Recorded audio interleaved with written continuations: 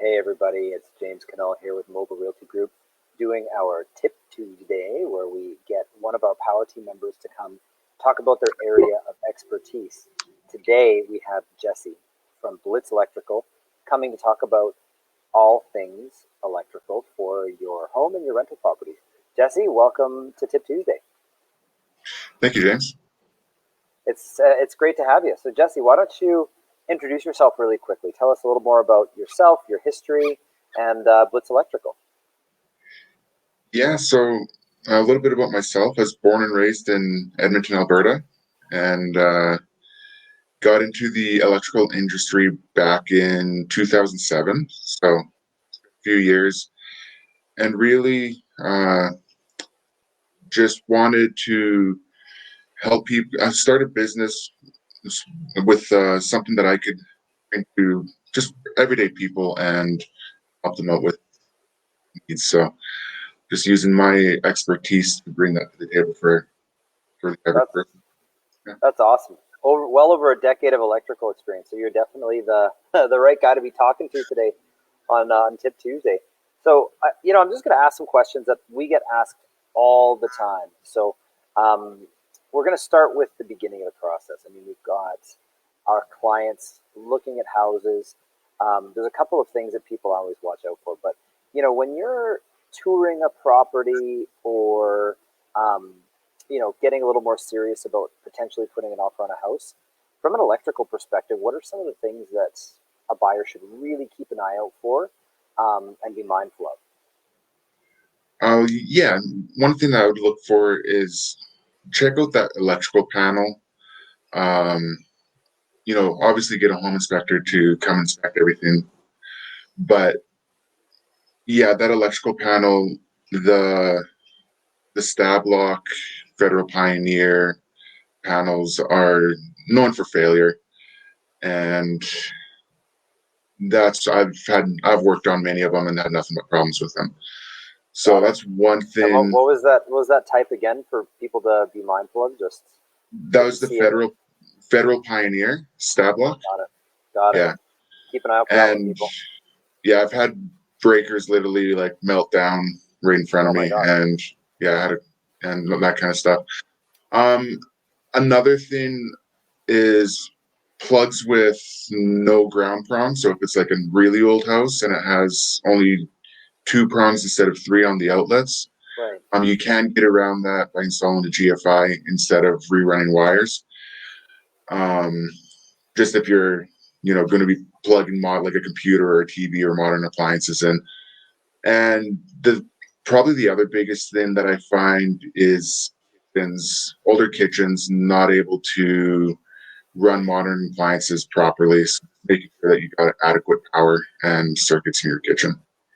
Got it. Now, you pointed out a little house hack that I think is a really great tip. So I want to get into it because not everybody understands the terminology we're using. So, you mentioned in an older home when you see the old school plug with just 2 slots, there isn't the third one where the third prong goes, and that's called the ground.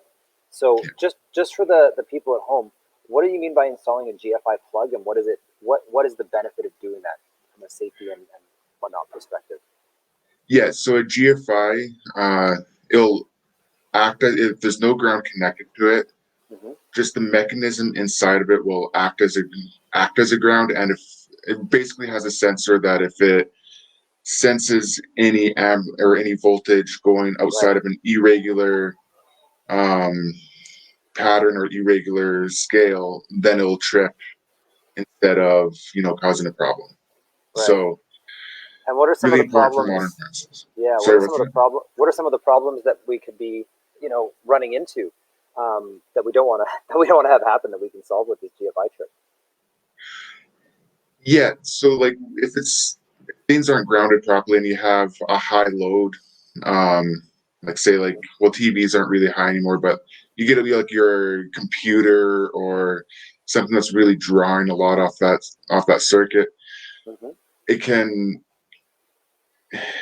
can cause high resistance in the circuit, and if it's not grounded properly, then you could potentially have a problem, and high resistance could have a meltdown on that plug, or Yeah, something along those lines. So having a GFI put in there and having it tripped so it does uh, go outside of those parameters, Right. then it's just really safes it out.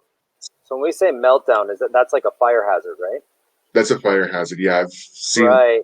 receptacles melted down. You take it, you take them out of the box, and they're completely black, and the white wires are black. Everything's melted, and Oh my gosh, that's kind of so scary. That's yeah, that is a great tip for Tip Tuesday. If you do not have the three prong plugs grounded properly, I mean, that's a fire hazard we want to avoid. So that's awesome. Thanks for sharing that.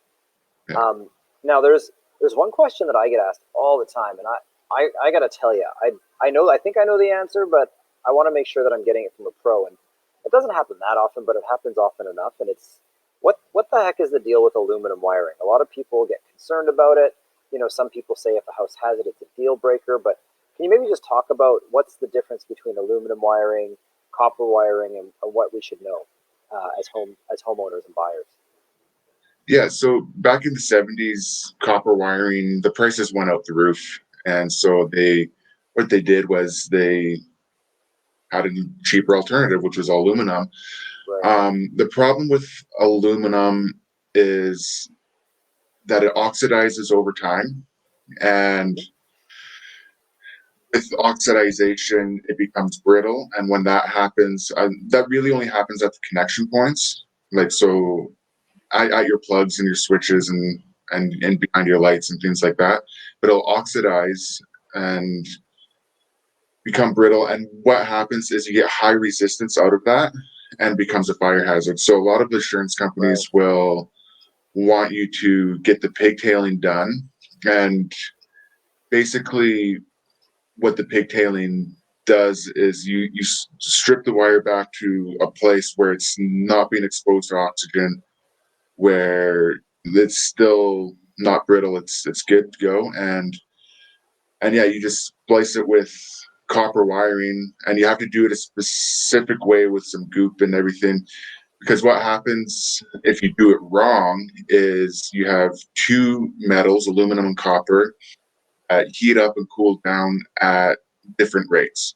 Mm-hmm. So over time, if it's done improperly, you'll get a loose connection, which Right. will cause a high resistance and a fire. So it has to be done properly and in a certain way Right. for to save it out. And that's not really the kind of thing a do-it-yourselfer should be messing with when there's life safety and fire involved, right? Yeah, that one I would not recommend to do it yourself or Got it. get the pro in there and they're the ones liable if something happens. So Yeah, that makes perfect sense. So I guess the takeaway is aluminum wiring isn't something to really cause you to want to run from the house, but no. there's a required upgrade, which is proper pigtailing done by an electrician. So I guess that's the answer. I mean, pigtailing can be an issue, but um, if it's done right, it's totally okay. Yeah, if done right, it's completely safe. Nice. That's really good information because a lot of people just don't know the answer to that one. Does anybody even use aluminum wiring anymore, or is it just kind of something that is from the time past? It's from the past. People use it in for like feeder cables, so like your cables coming into the house because it is a cheaper alternative. I like to use copper unless it's like a huge service, but um, yeah, not really. It's just from the past. So That makes sense. Yeah, it makes sense. Well, those are some great tips, Jesse. And one of the things we notice a lot as well is we've got clients that like to do renovations, home flipping, that sort of thing. So you always hear the old phrase like, "Oh, you never know what's behind the walls when you open it up." So we've talked about what's visible at wall level, pigtailing or the plug leaking GFI, but for those of our clients out there and the people that are watching who are thinking about flipping a house where they might actually be that taking some walls out or tearing some things apart and putting back together. For that kind of person, what should they be watching out for once they get behind the walls? um, yeah, if they're just moving plugs around and whatnot, uh, yeah, just make sure that the wire's in good condition. Um, I've seen wires that are being kind of burnt up a little bit, but it's not quite enough to give an issue. Got it. Well, Or if I can jump in, yeah, so when you say the wires are in good condition, for someone who's just flipping their first house, they're looking at a wire, it's old, maybe it looks a little crusty, who knows? Well, can you describe in a little more detail what you would see with a wire as your indicator that it's past being able to be recovered and that it should be replaced? yeah, just if it has scores or if it's cut up in any way, And what's and sorry, there's just for the people at home, what's a score? like if it's cut in any way, and Got it. the insulation is broken, and you can see the conductors. Got That's it. So if you can see metal, then that's an instant no go. yeah. If you can see metal, that's a no. Got it. So and it should be Got it. replaced. Awesome. Yeah. So Those are great tips. Well, Jesse, I got to tell you, I really appreciate you taking a few minutes out of your busy day to just give some really, really good practical advice to homeowners and house flippers. So, Jesse, how can people get a hold of you when they need to get in touch for their electrical work? they can call, text, or email, whatever is most convenient for the person. So, Perfect. And, we do have a lot of general contractors who, we work with and who might even be watching right now. So, you do commercial projects as well, like you do large scale projects? uh, we do commercial and residential. We try to stay away from the large scale, and our main focus is the residential and Got it. business owners and that type of thing. So like small business owners and like a huge department store or something like that. We kind of stay away from. So Perfect. Okay. Well, I think that the person that would be tuning into this program would be the kind of person that should reach out when they need electrical work. So, home flippers, homeowners, people that are just thinking about buying a new home if it's a little bit older, never hurts to get a little bit extra information. So, Jesse, thanks again for popping in on Tip Tuesday, and I look forward to seeing you again soon. sounds good. Thank you for having me, James.